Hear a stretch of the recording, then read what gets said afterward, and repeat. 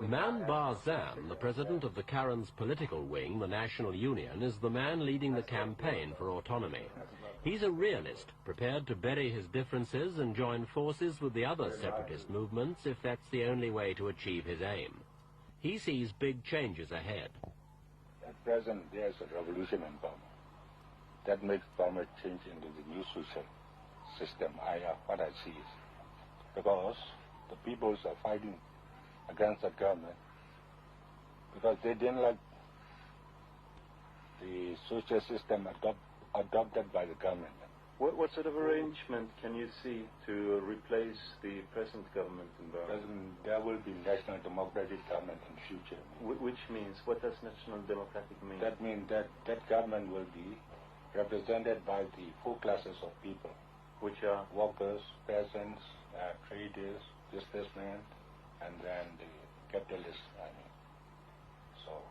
And how would you solve the relations between the various minority peoples and the Burmese? The thing is that there's only one thing to be solved. That means to grant the ethnic groups right of self-determination. That means to give them full autonomous states and then form them into a federal union. The Federal Union of Autonomous States? Autonomous states, yes. And that would also include the Burmese? Burmese too. It's been a problem all along that you have come together, all these groups have come together, the Shan, the Karen and so forth, and then the groups there have been splinter groups, yes. And this happened only a couple of months ago. The majority of the Shan army went over to the Burmese Communist Party. One thing is that those Shans that should join together with the Communist Party are not on ideological basis. They want arms. They want to attack New Win for their national independence. So, to get the arms, they join with the CBB. So, to get arms from the Chinese Communist Party, they must join with the CBB first.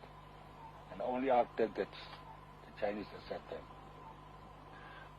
Is there any circumstances under which you would join the communists? Before you mean? Now? No. Would you consider working together with the Communist Party of Burma against Ne Win? So if the situation is like the Second World War, for example, when the American, Britain, France and Soviet Union joined together and fight against the fascists. So if the situation is like this, we must join with the Communist Party too. But just against Ne Win, you would not do it?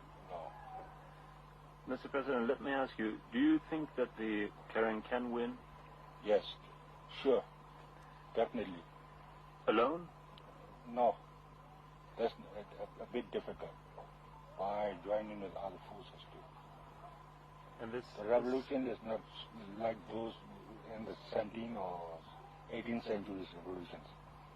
But there are so many ideological differences among us.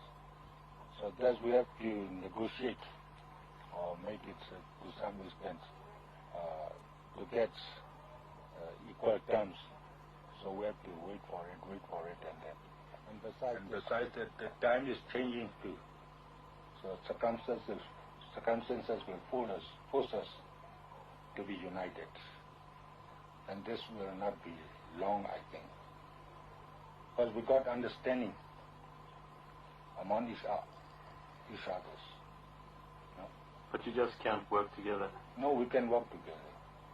So I think by next year or another 2 years, then you will see that united fronts and progress.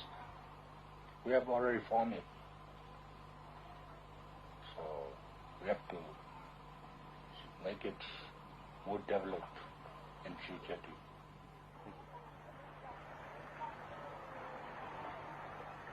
A difficult period in the Karen's already lengthy battle for this beautiful frontier land. Certainly it's an area worth fighting for, but the strain's increasing all the time.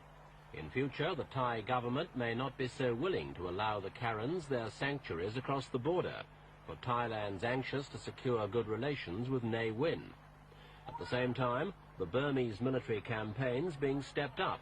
There are rumors of an order from Ne Win to shoot on sight anyone found in the hills. It's part of a program the government calls Victory and Rule, and it could whittle away support for the Karen rebel army among the ordinary villagers of the region.